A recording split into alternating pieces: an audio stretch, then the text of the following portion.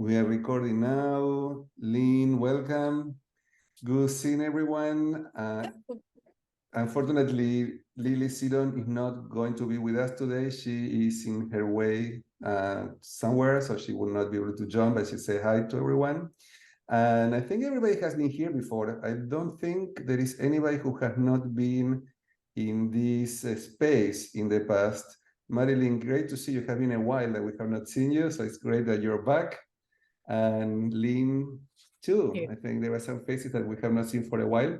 So we meet, as you know, every month. It's always the third Monday of the month. It's always at the same time, wherever you are in the world, and it's always in the same Zoom ID.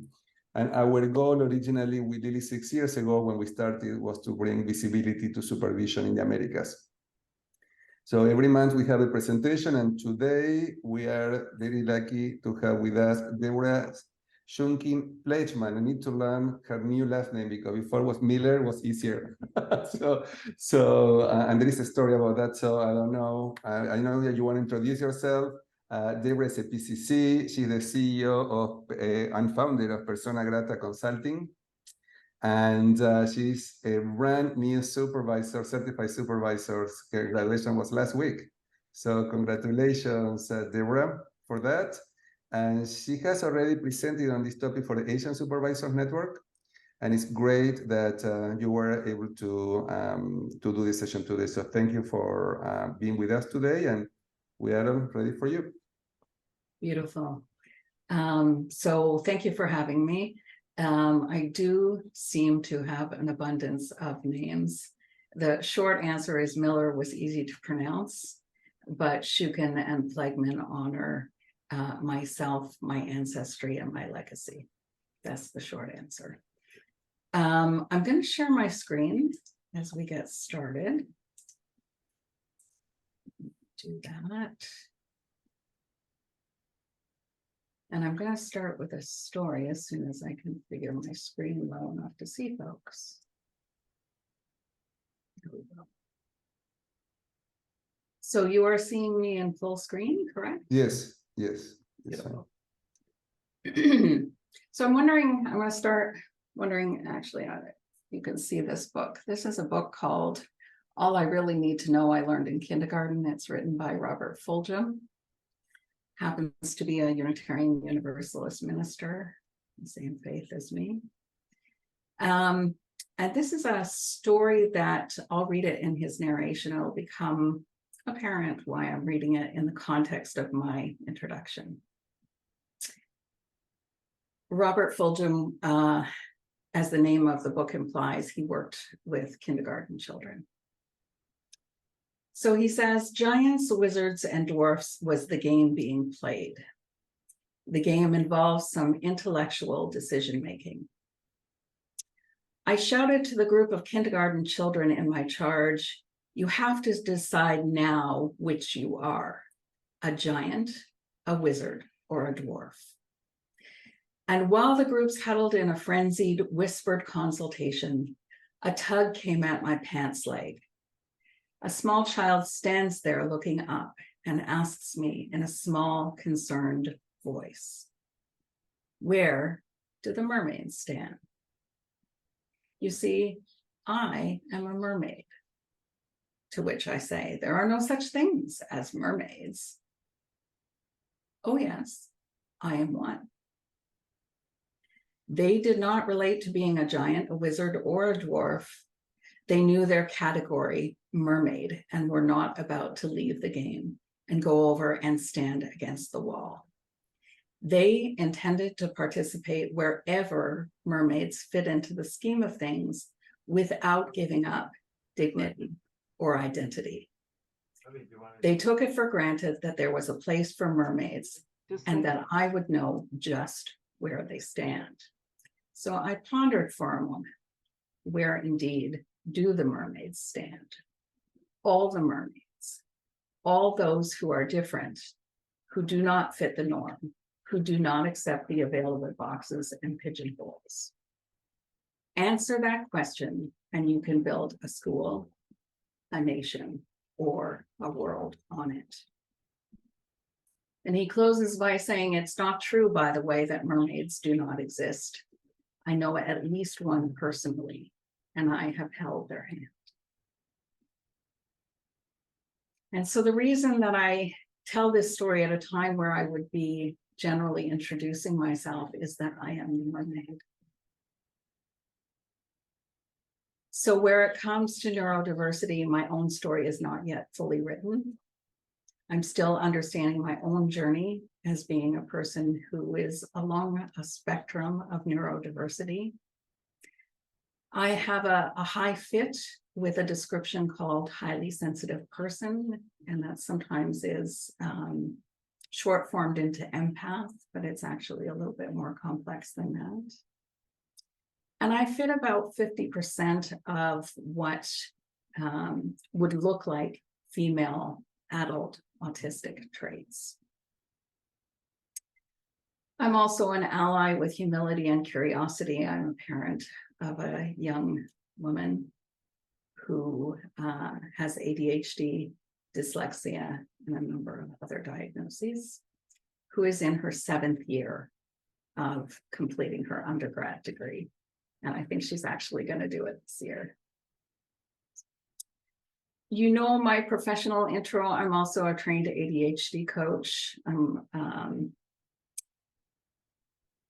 do I want to say about that? About 90% of my clients are folks who would fall into the category of neurodiverse. And I think we're going to spend some time deconstructing that idea of neurodiversity today. I've spent the last 5 or so years really delving into the specifics of diversity, equity, inclusion in the profession of coaching.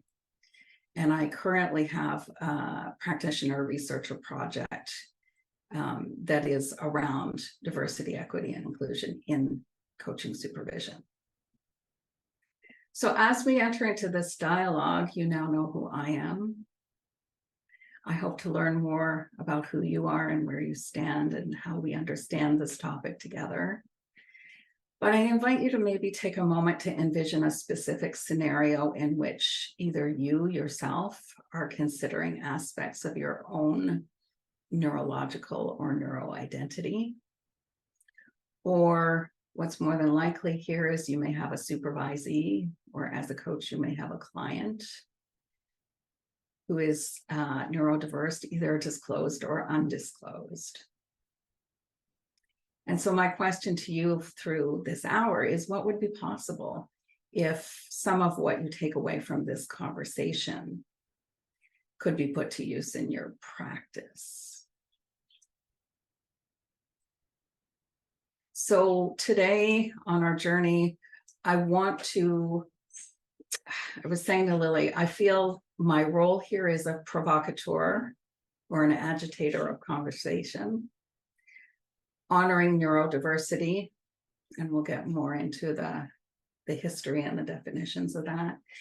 But how does this show up in coaching supervision, and specifically from the perspective of supervisor, supervisee, and client? So I've learned a lot in this process. So Damien has said that I've spoken on it before, but even I'm learning more about myself. I'm learning more about the field. And one of the things that I've learned is to engage in a conversation like this, it might require for me to locate myself in the socio-political landscape of what we do and of the broader idea of disability. And so there are really 2 ideas that I want to unpack at the start, and these are big, broad ideas. And there are 2 models, really. If we think about the medical model of disability, and that is a model that locates disability in humans' impairments and seeking to remediate those impairments. So that's where you get into a medical diagnosis. And then there is this thing called the social model of disability, And the social model of disability locates disability in terms of societal barriers. So the social model of disability says that folks are disabled because there are barriers in society. And so I want to just stop there at that point and just ask if there are any questions about that. It's kind of a simplistic view, but I think it's important to locate, for me at least, to locate myself in this conversation. Questions?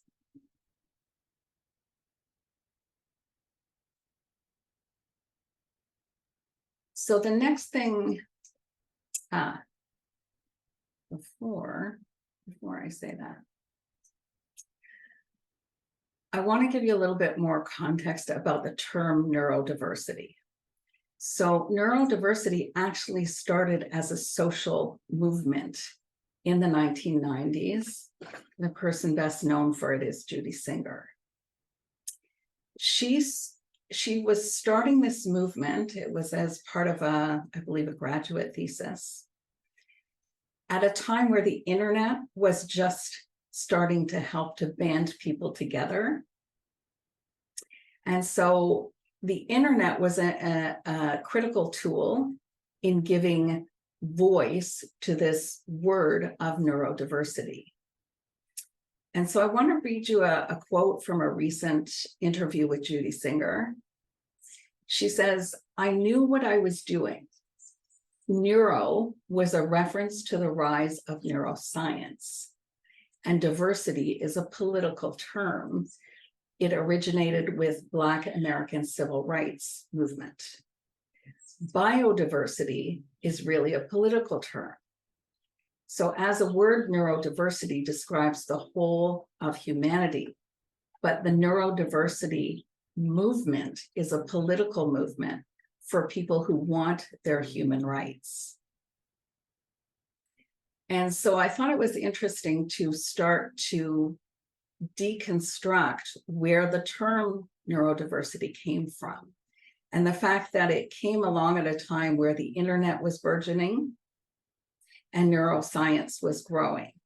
And it just happened, so there was no term before that, and it just happened that she kind of pushed all of this together into what is now sort of the zeitgeist. And so again, being that this is socio-political, the terms are emergent and subjective, which is why, as I'm coming to learn, as we started the community of practice, I think you can hear an airplane over there. As we started a community of practice here, we kind of got a little bit stuck even in defining neurodiversity, because it's emergent. And then on top of that, the terms are somewhat subjective. So you have folks who would prefer to be known as an autistic person. You have other folks who would be known as a person who has autism. You have folks who might be known as Asperger's, yet in a circle of folks who have Asperger's, they might be known as Aspies. And so it can be a little bit difficult to understand and to get your arms around some of the terminology. We hear a term neurotypical, and what neurotypical generally refers to is the typical neurological functioning. And what that means is what society has created as typical neurological functioning. And in fact, so just taking a step back from all of that, neurodiversity defines the variations in the way that we all think. So neurodiversity is really about recognizing a wide range of neurological variations in the human brain. And also interesting to note that Judy Singer, when she was doing her research, was primarily talking about what at the time would have been known as high functioning Asperger's.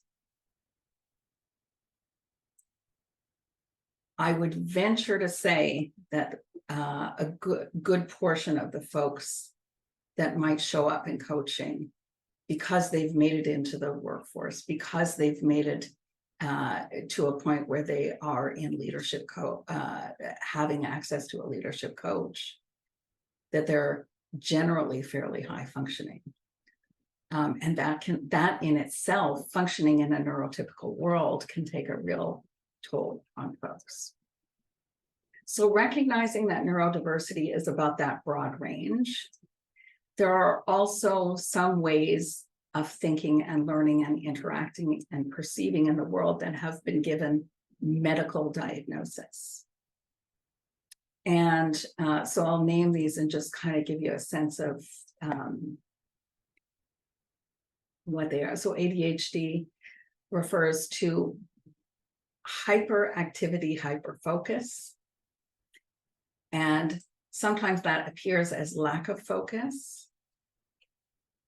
But in fact, it's very interest-based focus. Autism spectrum conditions, I believe that is a UK term. I believe in North America, it might be ASD. That also had Asperger's has been subsumed into that category in the newest diagnostic manual. Dyslexia impacts literacy. Dysgraphia impacts handwriting. Dyspraxia impacts physical coordination and balance. Dyscalculia impacts numeracy. And Tourette's syndrome impacts the nervous system, and you might commonly see that as tics. And so I don't want to go too far down the road in terms of what these terms mean, because for the purpose of our dialogue, for the purpose of our conversation today, we really want to impact how it shows up in supervision. The other thing that I want to say about this, and I'll read this aloud, any discussion about neurodiversity should begin with an emphasis on its universality, which is where we come into the conversation, balanced with the existence of the fact that there are these neuro-identity groups, these folks that have medical diagnosis, that have faced and continue to face marginalization in workplaces and society. And although we may all be unique, and that's what the umbrella term of neurodiversity refers to, it does not mean that the practical experiences of people who have a diagnosis are comparable to those of us who don't. And one of the things, just to kind of plant a critical idea, one of the things that I've been looking at, or that I've been thinking about in the last 5 years of research, is how does it show up for us in this profession? What barriers do we present in our profession? And I say this especially for those who are coach trainers in our organization. What are the barriers to people who are neurodiverse? I can tell you that I personally have encountered a lot of barriers. I personally have been told that the way that I present, the way that I am in this world is wrong for coaching. And so, and the other thing I want to say also, just as we move forward to coach trainers, is what is our awareness that folks who are neurodiverse show up in training courses who have trauma from past educational experiences. And if we say that coaching has an element of education to it, or the grounding of education, what are the traumas that people are showing up from previous experiences of reflection and education, and our assumptions around that? So those are some things that I've been thinking about. And then when I bring it into the idea of supervision, many of us are familiar with the 7-eyed model. So here's where kind of all of this comes to roost for us. how are we working with neurodiversity and coaching supervision? That's the question we're really here to grapple with. And so if we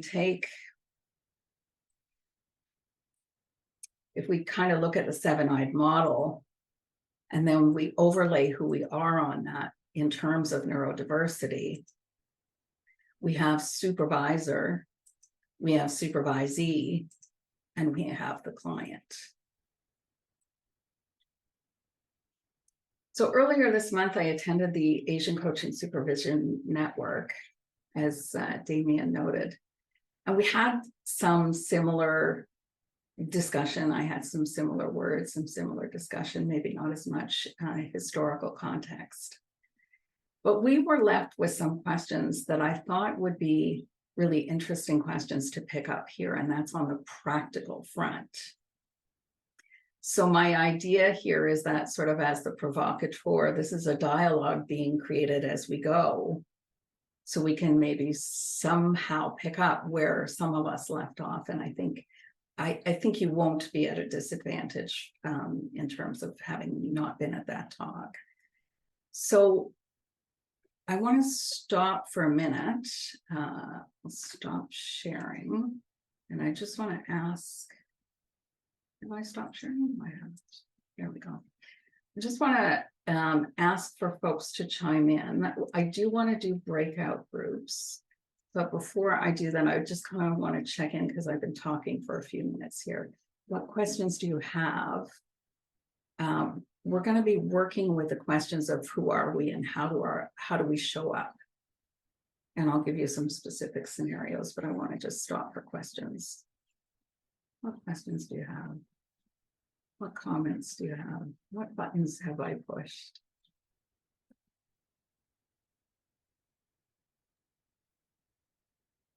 Natalie?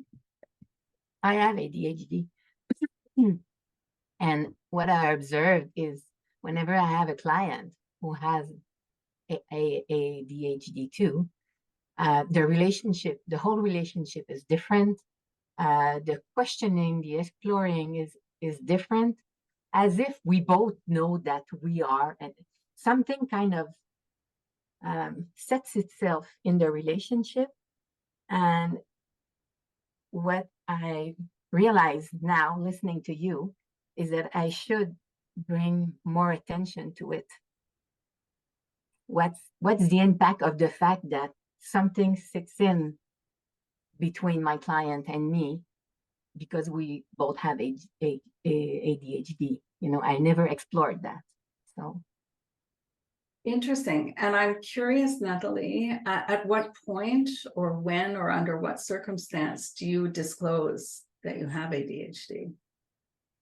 Oh, at the beginning, when I know that my client, is impacted by it.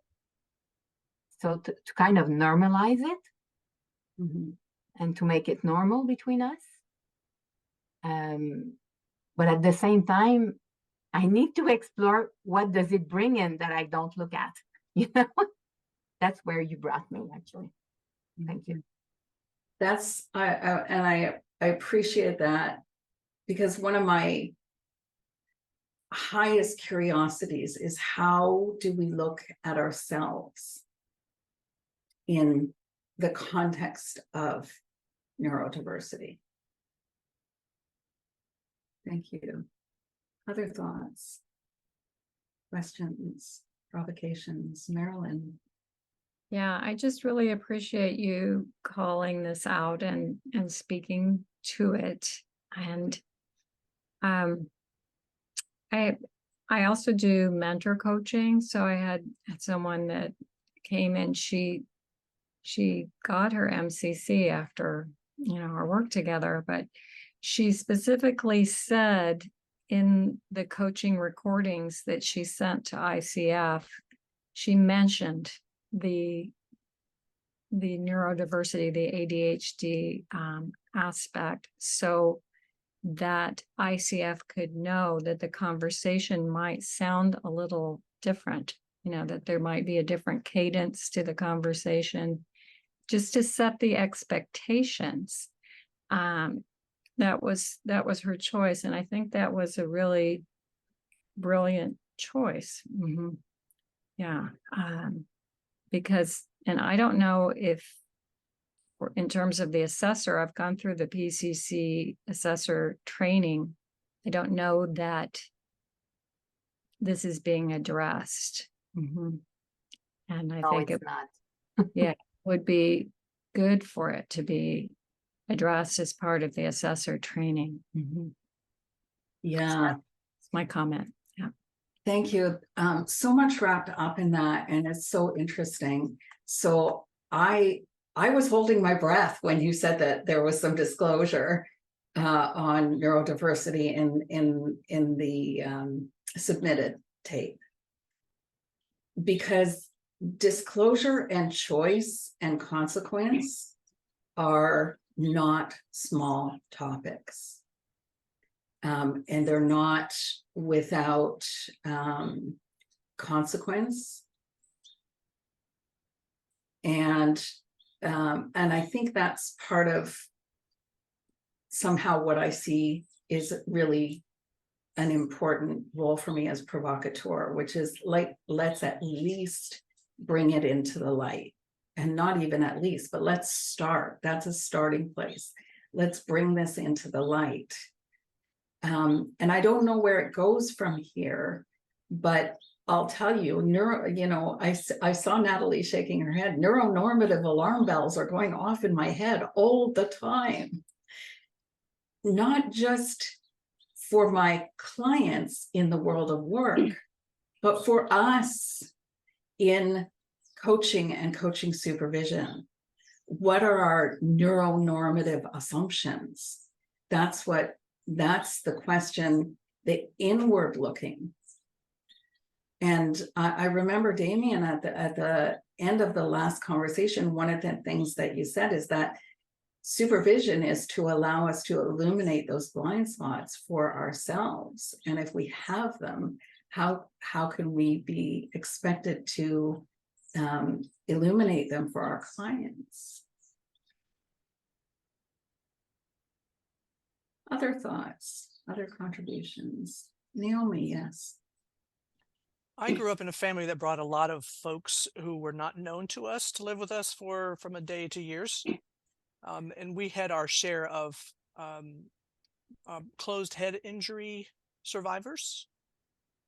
So that when I was in college and started hearing about this, people approach the world differently, blah, blah, blah. And the psychology classes I was taking, it didn't occur to me until then that it was not normal to not be normal, socially speaking. And that was like a mind blower for me. And I find now that one of my own children is ADHD, now a teenager, that set me up quite nicely to be more expectant of not knowing what was going on. And in my coaching and supervision both, I've discovered that it's showing up as asking, help me understand, some version of that, rather than making assumptions and asking a question. And I hadn't made that connection until just now. So thank you for that. Thank you, Naomi. I'll share with you, gosh, I don't even know where to start on this one. My daughter's ADHD is post-concussion. So knowing that it's a spectrum, she was just under the line, and the second concussion pushed her over the line in first year university after some unknown something while she was in res. These things happen. The other thing is, my father was an alternative. He was involved in the startup of the alternative education movement here in North America in high schools. And it's only been through this exact work, that I'm realizing that my father and I do the same work. My father's probably 90% of the students that were their graduation rate had a disproportionate number of PhDs. For sure, my father was working with 90% or better of folks who are neurodiverse. What we now would know is that. Thank you so much for that. That was such a rich share, Naomi. Others before we go into breakouts? Erika has raised her hand before. Erika, Yes. you wanna?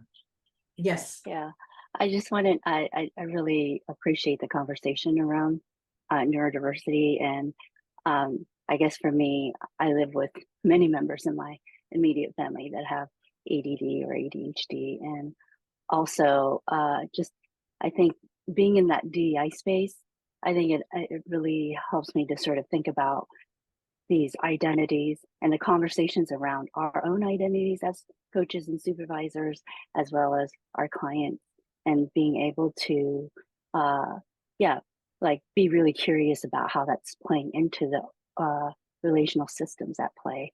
And so I love that this is being highlighted, as well as our own internal like identities that we identify with that people may not see. And what might be happening within the inner work that we have to do in order for us to say, I'm wondering about that. And what's that? How is that showing up? And how's that showing up for my clients? How is that showing up for me? How is it showing up for, the supervision relationship as well? So I really love the sense of having, tapping into our own identities and what that might be, the blind spots or what have you, how that's contributing. So thank you. Thank you. Thank you. Before I would like to go into some breakout rooms, give you an opportunity to maybe talk about this. Those of you who haven't had an opportunity to speak, and just kind of work through this. I had an idea that we would do 3 breakout rooms. And the idea was that we would do 3 different kinds of scenarios. So here's my idea, was in group 1. So in all 3 groups, we would be assuming the role of the supervisor. In group 1, the scenario would be that the supervisee brings a case where either they don't know or they suspect neurodiversity is present in the client. So that's where your supervisee brings a case where they don't know or they suspect. Group 2 would be, you are again the supervisor, and the supervisee brings a case where the client discloses a neurodiversity. And so the question is, how do you show up and work with that as a supervisor? And then the third group, which I want to say this is my entry point for curiosity here, which is you are the supervisor and you are neurodiverse. And how does that show up for you? So my sense was that we would create these 3 conversations, and Damien, you have the questions and you have the groups. Before we do that, I want to just check in and make sure that's a direction that folks want to go, and that it's not too confusing. Hi, Lynn, go ahead. You're muted. Lynn, you're muted. Hi, yeah. I have I wonder about the 4th scenario where the supervisor is supervising a coach who has declared to be neurodiverse.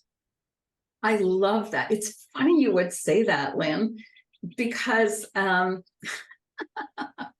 maybe it's my own experience, but I am looking for those supervisees. And I am not personally finding them. And it's one of my biggest curiosities about, are we here as coaches hiding in plain sight? So I'm happy to create that 4th group, but I got to tell you, I'm looking for those supervisees. If you've got any, send them my way. Well, I do have one. I have one. Yeah, absolutely. Do we want to create that 4th group? That could be just you and me, Lynn. I'm in. Deborah. Yes. Deborah. Hello. Hi. I can't see, because I've lived situation, but which is liminal between 1 and 2. My suggestion is, could we join them? and have this third question, the new question, because I have clients who, in supervision, supervisees, who declare themselves on the spectrum. Yeah, yeah, yeah. They do exist, they do show up. Beautiful. Another possibility would be just to put people in triad and they choose whatever question they want to answer. I had that thought too. I had that thought too. Why don't we do that? Yeah, all of the questions are in the chat room. So you choose wherever you want to go. What question makes more sense to you? Would that work? Yeah. So and I think I want to have some debriefs. So are we 10 minutes doesn't seem long enough, but it's what we have. Yeah. So let's because I want to have some sort of debrief gathering after. So yeah, let's put folks into groups. You have the questions in chat and talk about whichever one interests you. And you want to go to one of the rooms, correct, Deborah, or not? Sure, yeah. Okay, so 10 minutes. Great. Okay, great. We'll put extra minutes to come back.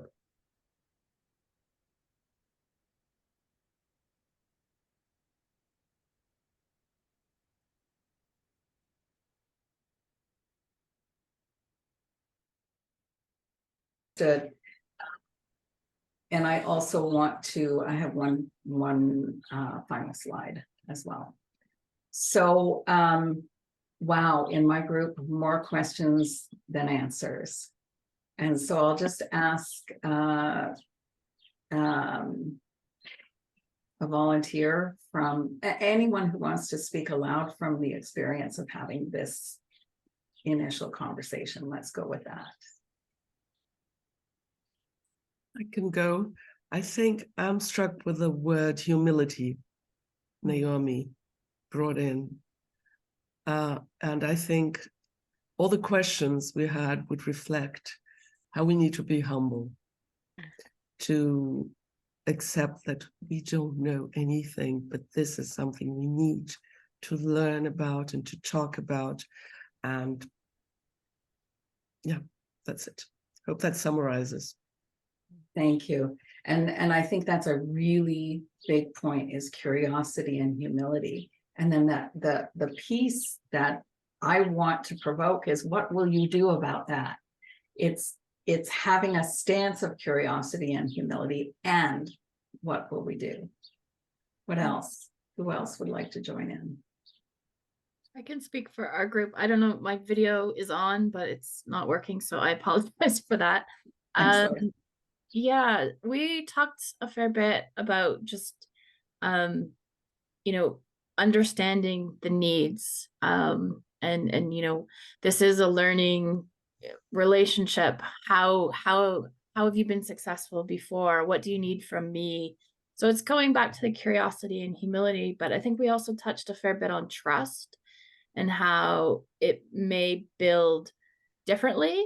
So I don't know, Natalie or Marilyn, if you want to weave in here about the trust issue, but, you know, just does it feel like this person has, you know, an understanding or curiosity, or are they also neurodiverse? And, you know, that might just have an automatic trust piece. So I don't know, Marilyn or Natalie, please add anything that I've missed. So we're running down on the minutes. Yeah, just go ahead with it. Thank you, Larissa. Mhm. Something that you said there, I think, is really important, and I want to add it in. So I asked one of my clients, what does he want coaches to know? And in the end, he said, questioning your own assumptions about neurodiversity. And I think that felt, and what is the neurotypical or neuronormative question or answer that we are looking for, or that we're assuming as coaches? That was I think that was a really important piece. Hmm. I do want to share my file, and then I'll give it over to you, Damien.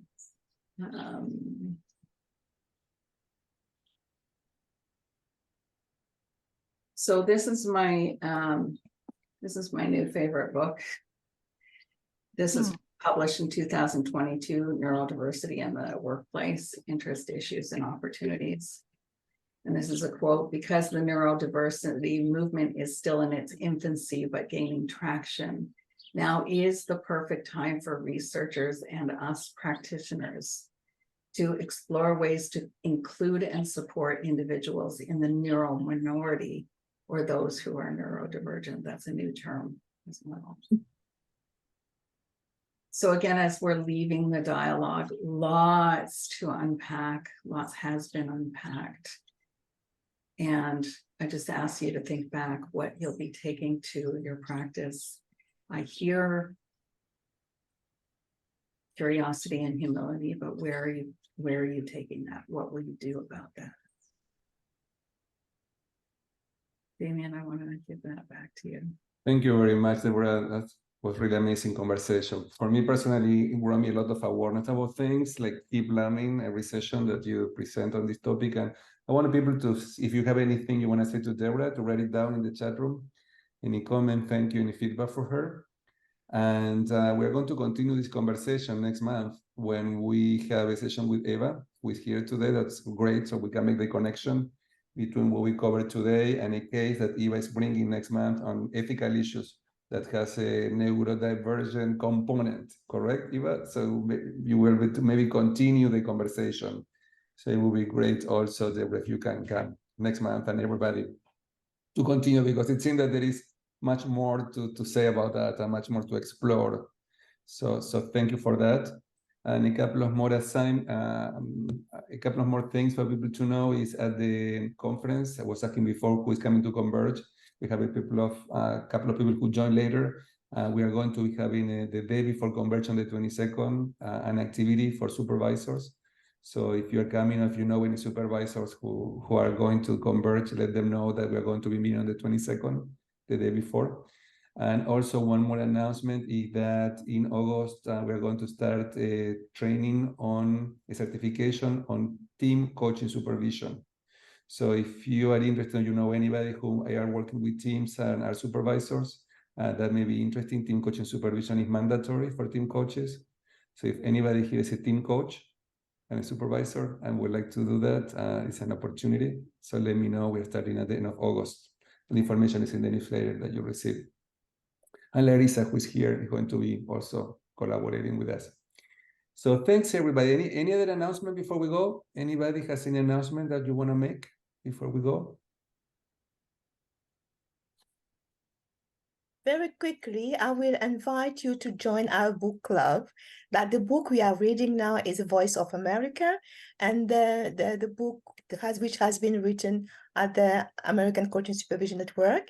And our next speaker will be talking about internal coaching. I mean, supervision of internal coaching. Yeah. So if you go on the American Coaching Supervision Network LinkedIn, then you will find the leaflet. Thank you. Yeah, we also have a special interest group on neurodiversity that Deborah is facilitating. So when is the next meeting, Deborah? That is, let me just get that for you. I believe it's August 21st at 2 p.m. Eastern. And the information is also in the newsletter that we sent you, and also we may post it, Deborah, in LinkedIn group so people can go there and find. And also we have a special interest group on team coaching supervision that Larissa is co-facilitating. I don't know if Larissa is gone or still here, but she's gone. But she also, that's another opportunity if you're interested in that. So you can see we're doing different things and different activities, different opportunities. Any last announcement before we go? No, great seeing everyone. Great seeing everyone. The Asian supervisor, for the Asian Supervision Network this month is going to be on team coaching supervision, and Larissa is going to be presenting, and Larissa and Tracy are presenting. So it's coming up, it's always the last Tuesday of the month in the US and Wednesday morning in Asia. I don't think people can come to this time because people are sleeping in Asia this time. But if you're interested and if you're in the West Coast, it's easier because it's 8 p.m. But for people in the East Coast, it's a little bit late because it's going to be 11 p.m. But the topic is team coaching supervision. So thanks, everybody. We'll see you soon. Okay, take care. Thank you. Thanks for joining. Thanks, Thank you Deborah, so again. much. It was a great presentation. Thank you. Bye-bye. Thank you. Bye.